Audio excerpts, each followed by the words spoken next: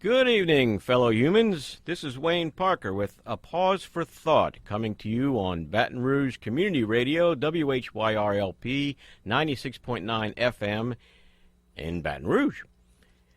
This is a live call-in show, so you are all invited to call in and voice your views and sentiments on the topic of the day. And we have chosen a topic. I'll give it to you in a second.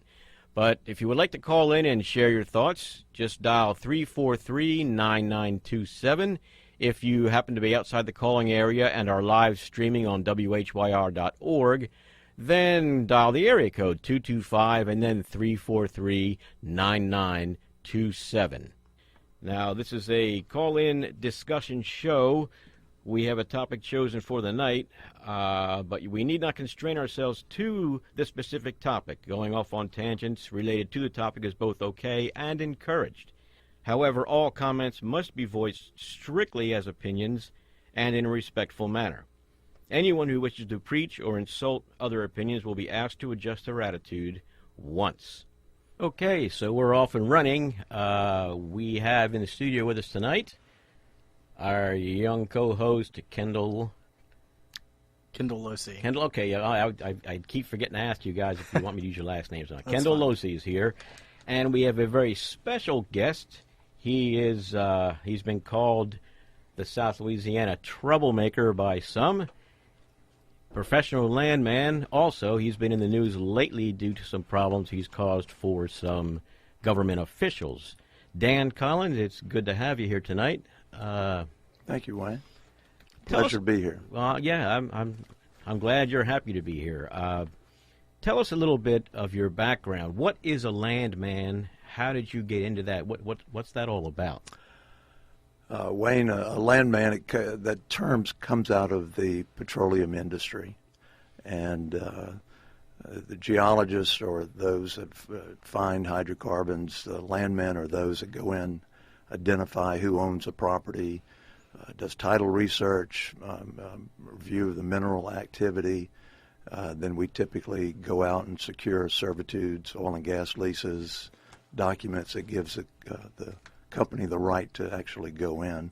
That term was carried over into state projects for coastal restoration and water quality projects because they need landmen to actually go in and get permission to go on the property to do these projects. Yes, and I understand that you've been contracting or had been contracting for quite a while for the state, doing that sort of thing for environmental protection or improvement, things like that.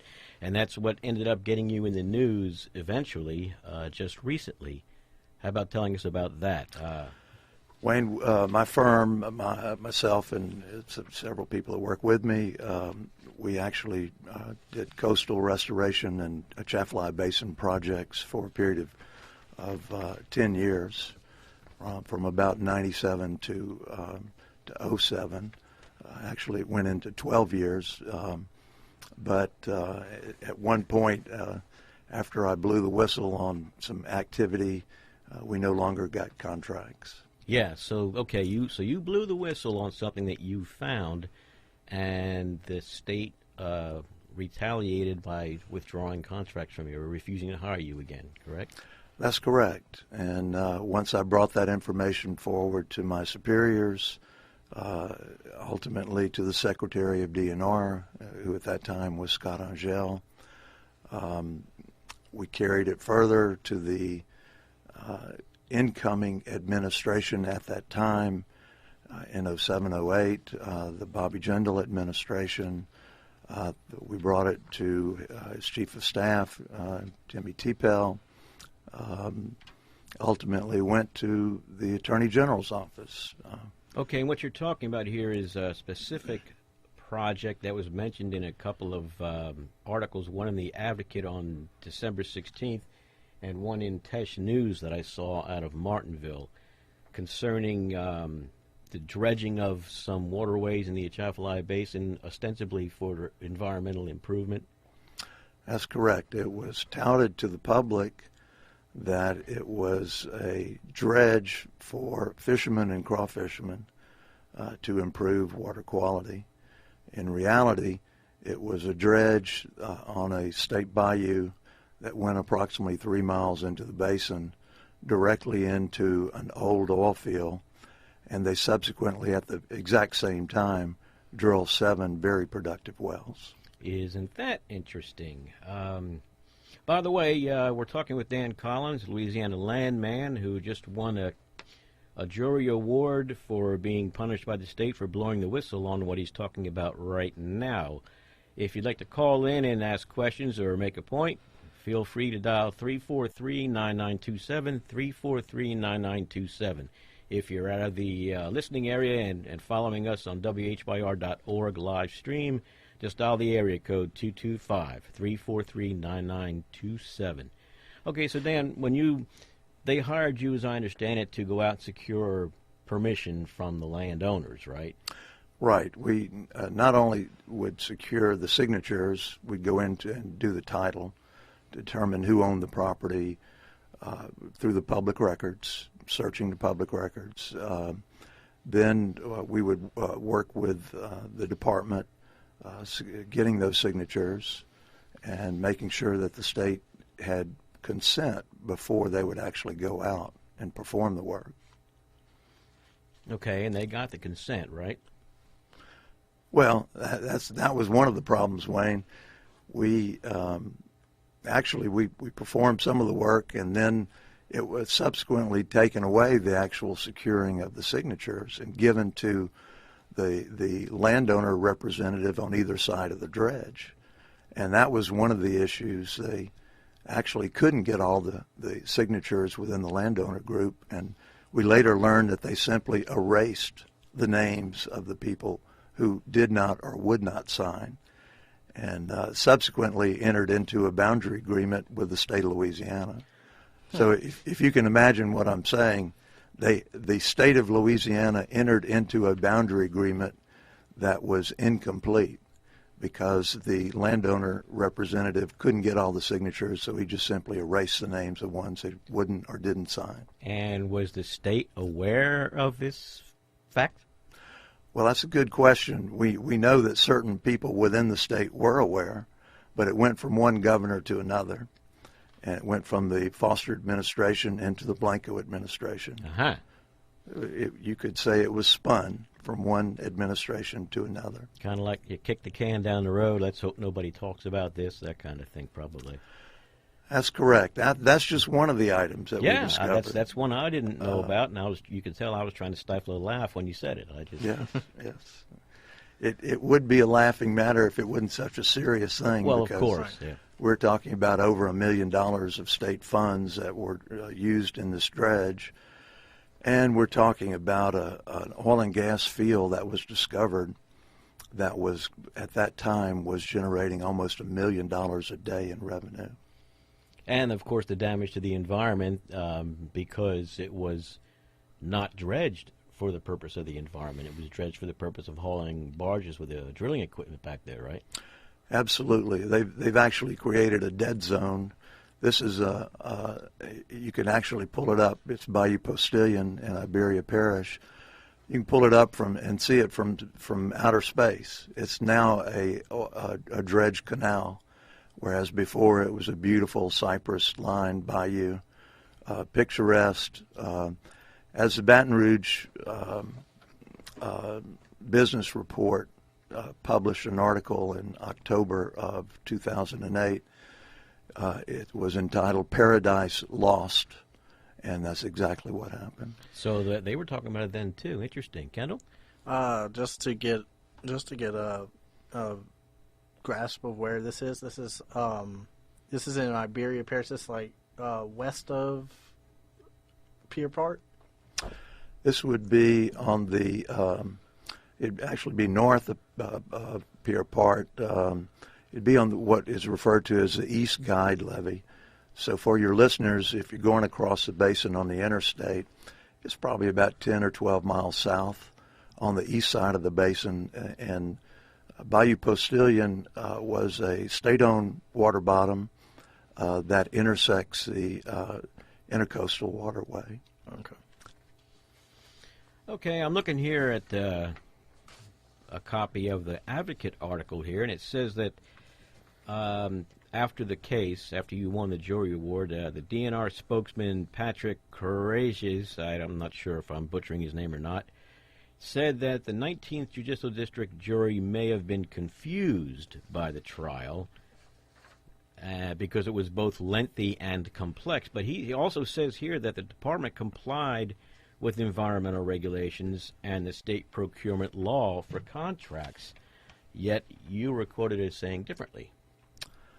Obviously, I disagree with the spokesperson's opinion. I don't think the jury was confused at all. I think it was very simple. They got caught, Wayne. They got caught. And we're dealing with governmental officials, administration, this administration that's on their way out, parties that were in positions that it was their job to address this. In a word, it was obstruction. So we're looking at an event that took place utilizing public funds, benefiting private groups, including the landowners on either side and oil companies, and even more so, as tragic as that was, it was the obstruction that took place with this administration. Okay, the obstruction being to you in trying to get this information out, get them to do something about it, or what? Just not dealing with it at all, okay. Because of the parties that were involved, the amount of money that we're talking about. It was, in essence, let's act as if this didn't ever occur. And that was the attitude that all the way to the top, I might add, Wayne, all the way to the top in state government. Somehow I can believe that readily. Well, that was they acted as though it never happened, except for the fact that they shut you out from any future contracts because you were making noise. That's correct. At the moment I brought this forward in the beginning of 2007, I did have 2 contracts after I actually started the whistleblowing, but the amounts were the lowest that I had received in over a 10, 12-year period, and as far as new contracts, that was just not in the future at all. Right. So I basically was not a team player, and I can tell you, they could have put all the money in the world, and I still wouldn't be a team player. I believe it. When it came to environmental issues, it was spun to the committee members, to the people on board, such as myself, to the fishermen, the crawfishermen, that this is going to be a good project. It was something completely different. And there was a handful of people that knew what it was all about, and they failed to disclose it to the public. Mm-hmm. And, of course, they're going to go to jail for this, right? It would be nice if people did their work and enforced. But as I said, there's a single word, obstruction, that I use because the parties that be never investigated. Believe it or not, they never investigated. Is there anybody, can't an attorney or a private citizen bring a lawsuit for it or against it? I read here in the article, in fact, it said in 2008, the Atchafalaya Basin Group and the Louisiana Environmental Action Network filed a federal lawsuit against the state. But the lawsuit was tossed on the grounds that the environmental groups didn't have proper standing to file. Why is that so? Can't a regular citizen say, hey, you messed up the environment, I want to sue? It would be nice, Wayne, if that could occur, but what we deal with is standing. Someone has to actually have standing to be able to bring a lawsuit forward. Go ahead, Kendall. I'm sorry. What would be standing? Well, in my case, because I was classified as a public employee, and I brought this information forward to my superiors, then I had standing. But apparently the Atchafalaya Basin Keeper is part of Robert Kennedy's Water Keeper Alliance. It's an international group. And the Louisiana Environmental Action Network, they brought a lawsuit forward in 2008 through the Tulane Environmental Law Clinic. But after about 2.5 years, that case got thrown out for lack of standing. I filed a suit in 2010 once I realized the effects of the reprisal were going to continue. And so with my attorney, Jill Kraft, who, I'd like to take this opportunity to say thank goodness for Jill Kraft and Crystal Bounds, the attorney that actually tried the case on my behalf. I will forever be indebted to those ladies. They are tough as nails, took on the state of Louisiana, a 4-person legal team on behalf of the state, and my single attorney who pled my case so effectively to the jury. Okay, I appreciate that. And I'd like to remind our listeners that you can call in or comment. We're talking to Dan Collins, Louisiana landman, who uncovered what appeared to be a very corrupt land deal. And you can call in at 343-9927, 343-9927. Kendall, did you have something? Yeah, Dan had said that the obstruction had gone all the way from the top. All the way to the top, yeah. Yeah, all the way to the top. Now, where did this obstruction start? Kendall, it'd be, I wish I could say the exact source. I brought it to my superior initially, right, to my boss, and we initially identified this activity at a trade show, an oil and gas trade show in Houston in 2007. And I came back, and one thing led to another. There was actually going to be another water quality project in the immediate area. And that's when I initially brought it to my superior in 2007, and then subsequently had a meeting with Secretary Scott Angel on 9/11 of 2007. And that was, if you recall at that time, that was Ms. Blanco's last year. She didn't run for office, and that's when Bobby Jindal ran on the platform that he was going to rid the state of corruption and/or incompetence. Well, I think we all know what his platform has been for the last 8 years. And that was Yes. as false a statement as there could be. right. So Scott Angel, this is the same Scott Angel that was running for governor this last election, correct? That's correct. And you said you brought it to the Attorney General at the time. Was that you said that was Buddy Caldwell? Well, again, this was kind of like a jigsaw puzzle, gentlemen. That you didn't know what the picture looked like, and it was a matter of just putting the puzzle together. So when Mr. Jindal got elected and campaigned so heartedly on the fact of ridding the state of corruption and/or incompetence, we brought that information to the ethics transition team actually at this same time period between the election and when the inauguration was delivered directly to Mr. T-Pell, directly to Jindal, and then we subsequently brought it to the Attorney General in his first few months. Okay, we have a call here. Dan, if you can hang on a second. Good evening. You're on the air with a Pause for Thought. May I know who's calling, please? This is Dean Wilson with the Chapalaya Basin Keeper. Ah, Dean. Yes, Mr. Wilson. It's Dean. Hi, Dean. I heard you for a second. Go ahead, Dean. Yeah, can you hear me? Yes. Yeah, we sued DNR over violations of the permit in 2008, and the judge threw the lawsuit out of court because there is no provision for citizens to sue and enforce a permit. But the permit was bigger than just all access. They put a straight spur bank with no gaps to block access of fishermen into the wetlands. And they also dammed 2 canals also to, with public funds to block access of fishermen into wetlands.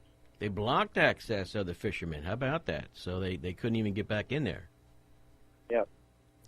It was a real clever, crafted document and I'll give you just the highlights of it. The state actually only received of this 150 to 200 foot wide bayou in this boundary agreement that was entered into, that was spun from one governor to another. The state actually only received 25 feet of ownership in the middle of the bayou. Okay, now you're talking to Dan or the audience? Or Dean? I'm talking. I'm just kind of sharing. Okay. And Dean's very familiar with this what happened.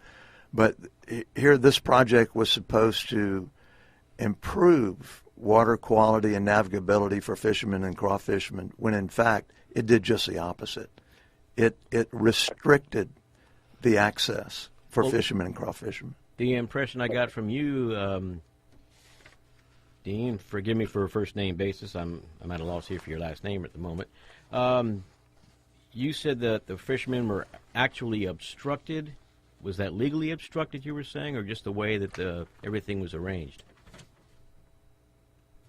I guess he's gone. No, man, Oh, okay. I just had very bad reception. Okay. Yeah, the seasonal water, the bayou usually, every year when the water come up, it floods into the swamps. So what they did, they put over a mile long spore bank on both sides of the bayou, and they done the two canals the fishermen were using for access. So now the swamp, the fishermen cannot go into the swamp anymore. Right, I understand now. It's kind of like they built levees along the waterway, and that kept the water from going where the fishermen normally go. Yeah. Okay. And as Dean pointed out, the problem with setting up these levees like that is it stops the natural sheet flow of water. And what actually happens is water stagnates. And so it creates an exact opposite effect of water quality. Sure. It kills the crawfish. It kills the trees. I mean, it becomes black water in essence. Yeah, lots of silt, lots of animal excrement, bacteria build up in stagnant water. It's kind of like human minds, right? If they don't refresh themselves and keep themselves That's right. thinking, That's they right. become stagnant pools, right? Right. Okay, Dean Wilson, your connection is not all that great. I hope you won't be offended if we continue on without the Go call. ahead. Thank you. Thank you, Dean. Thank you.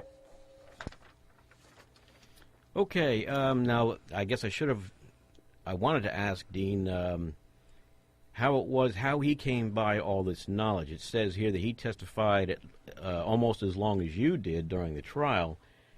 How did he come by all the knowledge about all this stuff? Was it through you or independently? Well, it was a perfect storm. Dean conducts tours into the basin. He's the Atchafalaya Basin keeper. Dean was one of the witnesses. I was actually on the stand for 2 days. Dean testified for a couple of hours, as with Dr. Ivor Van Herden, Jody Mesh, Harold Scheffler. But these are, there was a number of things that we discovered, Wayne, that came out in trial, one of which was the public bid process for oil and gas leases. This area became very hot with oil and gas activity. Mm-hmm. And to throw off Dean Wilson, to throw off myself as a contractor, to throw off other oil companies, when they nominated the water bottoms for public bid, which they do that, and that sale occurs once a month, that lease sale for oil and gas leases, the powers that be, and it was changed within the Office of Mineral Resources, actually changed the name on the bayou to make the nominated lands look like they were 20 miles away. And I know this is hard to believe. Some people actually use the word fraud, but they changed the name on the public bid process. One company actually bid that state lease. That lease has generated over $20 million since '05. That's one of the items that we found, in addition to this removal of names and the fact that this was not a water quality project. It was an oil and gas project. They finally mitigated, and they finished their mitigation, which is a federal term, in 2012, almost 7 years after the dredge occurred. We believe they weren't even going to mitigate at one time. Wow. I got a quote. Kendall, did you have something real quick? Or okay. No. I've got a quote here from Dean Wilson in the Advocate article. He stated that the jury's verdict in this case which was, and the case, by the way, was you sued the state for taking action against you because that violated the law against the whistleblowers or punishing whistleblowers, right? That's correct. Okay. I filed as a public employee and reprisal related to that. Okay. And so he says here, he was quoted here as saying, the jury's verdict and the attention from it will make it easier to prevent the same thing from happening again. How so? We certainly hope so, because what's amazing is the fact that these people actually thought they could get away with this. I think we're all aware of the reprisal that employees, both governmental employees and public employees such as myself, feel when they bring stuff like this forward. We know that this kind of information in the past with the general administration, when something was brought forward, they would quickly act to eliminate those employees, terminate them. Great. We have actually one person that was involved with this who blew the whistle before me. That was a governmental employee who was terminated. Wow. So this has been a very interesting. So in hopes, I guess, by you winning this case, it will embolden others in the future to do the same thing. But that's what it's going to take, is an individual with a conscience and a desire to do what's right, correct?